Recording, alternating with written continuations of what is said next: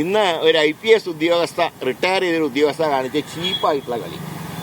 അവരിത്തവണ അവർ councillor ആയാലല്ലേ മേയറാവുള്ളൂ. 60 seat കിട്ടുന്നൊക്കെ പറഞ്ഞ് ഫേസ്ബുക്കിൽ ഇട്ടിരിക്കുകയാണ്. ഒരു പക്ഷേ 0 വിലയില്ല എന്നവർ കണക്കാക്കി കാണും. 1/2 ഡസനായിരിക്കും അവർ ഉദ്ദേശിച്ച് കാണുക. അത് ചിലപ്പോൾ ഉണ്ടാവും. ഞങ്ങൾ പറയുന്നത് ഒരു ഡസൻ വരെ കിട്ടാം, അതിലപ്പുറം പോകില്ല.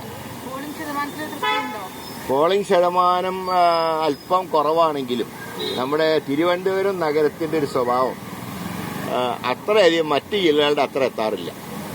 പക്ഷേ ചില വാർഡുകളിലൊക്കെ ഇതുപോലെ നല്ല രീതിയിൽ പോളിംഗ് നടന്നിട്ടുണ്ട്. എന്നാലും പൊതുവെ നോക്കിയാൽ 2 കാര്യങ്ങളുണ്ട്. ഒന്ന്, ഈ വോട്ടുകൾ ചെതറി കിടക്കുക. പലർക്കും വോട്ട് കണ്ടുപിടിക്കാൻ തന്നെ പറയാം. ഇപ്പോൾ ഒരു വീട്ടിൽ തന്നെ 2 പോളിംഗ് സ്റ്റേഷൻ.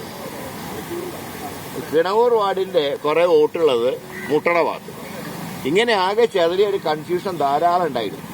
പിന്നെ കഴിഞ്ഞ തെരഞ്ഞെടുപ്പിൽ വോട്ട് ചെയ്തവർക്ക് ഇത്തവണ ചെന്ന് നോക്കുമ്പോൾ വോട്ടില്ല. കുറെ അഭ്യാസങ്ങൾ നടന്നിട്ടുണ്ട്. എങ്കിലും ഞാൻ പറയും, കുഴപ്പമില്ല, ഞങ്ങൾക്കില്ല, വിജയമുണ്ട്.